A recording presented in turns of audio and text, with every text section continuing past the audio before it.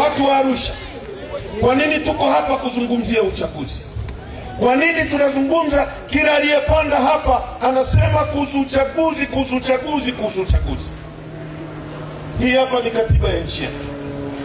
Ibara ya 8 inasema hivi: Jamhuri ya Muungano wa Tanzania ni nchi inayofuata misingi ya demokrasia na haki jamii, na kwa hiyo wananchi ndio msingi wa mamlaka yote, na serikali itapata madaraka na mamlaka yake yote kutoka kwa wananchi. B, lengo kuu la serikali itakuwa ni ustawi wa wananchi. C, serikali itawajibika kwa wananchi. Sasa tunaposema wananchi ndio msingi wa mamlaka na madaraka yote, maana yake ni Maana yake ni kwamba badala ya wewe, mimi, mtu wa Tarime na mwingine kwenda bungeni tukajiwakilishe, hakuna ukumbi wa kutosha kutubeba, tunateua mtu mmoja kwa niaba yetu aende bungeni. Kwa sababu wote hatuwezi kuwa marais, tunateua mtu mmoja awe rais, asimamie rasilimali zetu kwa niaba yetu. Ndio maana ya katiba kusema hivi. Ndio maana ya katiba inasema wewe ndio msingi wa mamlaka, na lengo la serikali itakuwa ni ustawi wako, ustawi wa mwananchi. Serikali itumie rasilimali zetu kufanya muishi vizuri. Ustawi maana yake ulale sehemu nzuri, upate chakula, utibiwe vizuri, watoto wako wasome vizuri. Leo tunazungumza Arusha, miaka 63 baada ya uhuru wa nchi yetu, kwenye nchi ambayo imejaliwa rasilimali za kila aina. Ukianzia ukanda wa Pwani, Dar es Salaam, unakutana na bandari ambayo ina kilomita 1600 kutoka Mtwara mpaka Tanga, na nautical maili 200 kuingia ndani. Tuna misitu. Mbuga ya Seru ni mbuga kubwa kuliko zote dunia nzima, iko ukanda wa Pwani. Ukienda Lindi na Mtwara, unakuta mpaka kule Ruangwa, unakuta dhahabu, unakuta kopa zinazotumika kutengeneza nyaya za umeme. Kopa inatoka Tanzania.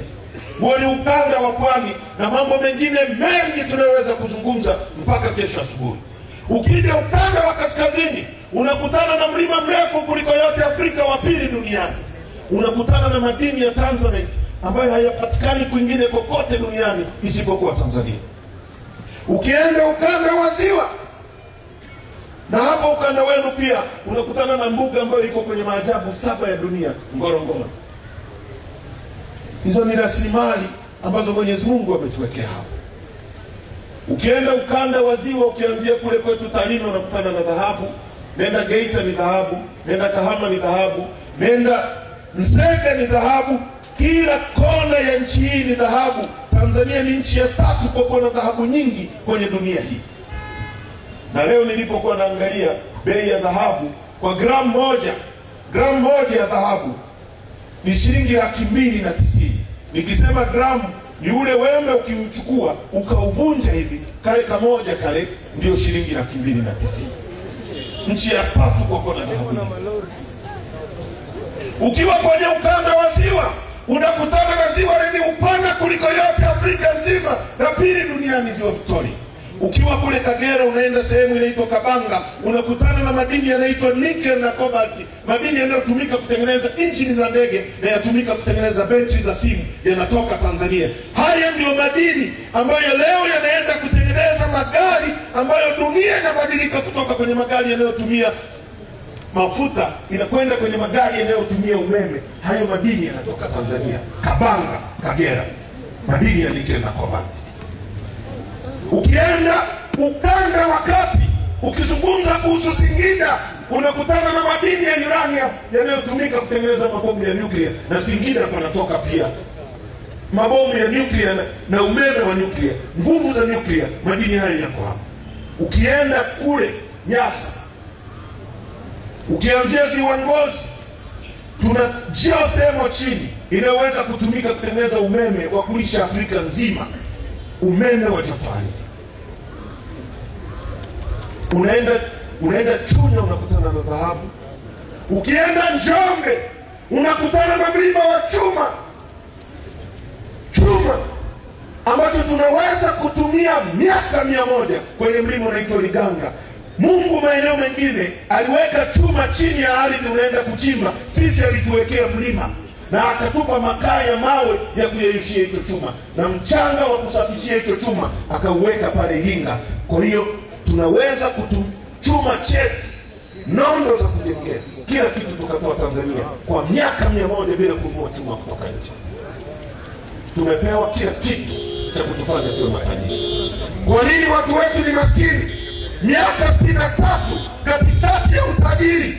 Wimbo wa Bob Marley tuliokuwa tunamsikia anaimba hapo One Love, kwenye wimbo wake wa Love Trace anasema in abundance of water a fool is thirsty. Katikati ya wingi wa maji mjinga anakuwa na kiu. Katikati ya utajiri wa Tanzania tumekuwa maskini kwa sababu tunaongozwa na watu wasiokuwa na uwezo, wanafanya maisha yetu yawe magumu. Na watu tunaojaribu kusema kwamba rasilimali zetu zitumike kwa ajili ya watu wetu, wanatuwinda, wanatuua.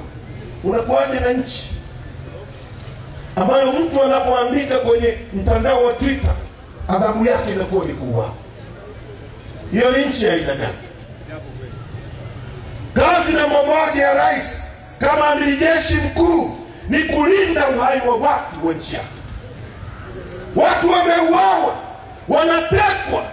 Leo kila kona ya nchi watu wanalia, rais yuko kimya.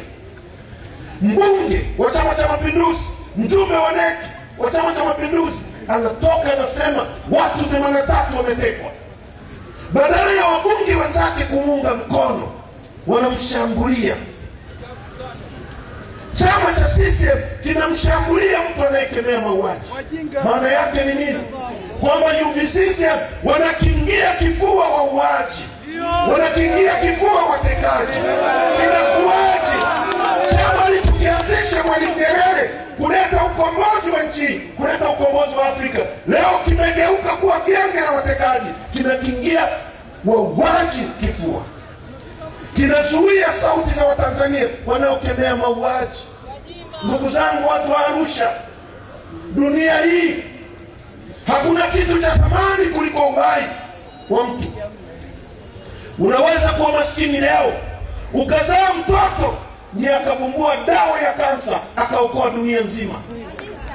Ndege unayoiona ni fikra za mtu mmoja. Speaker tunazotumia ni thinking ya mtu mmoja. Kamera tunazotumia, kila kitu duniani kimevumbuliwa na mtu mmoja. Unajuaje kama Mdude Nyagali angezaa mtoto ndiye avumbue dawa ya ukimwi iokoe dunia nzima hii? Anapouawa mtu, anapopotezwa mtu. Ndio maana Israel, mtu mmoja wa kwao akitekwa, nchi inasimama kwenda kumfuata, kwa sababu mtu thamani yake hailinganishwi na kitu chochote. Inawezekanaje? Tunaishi kama kuku, haujui kesho yako, katika nchi ambayo tunaambiwa tuna rais.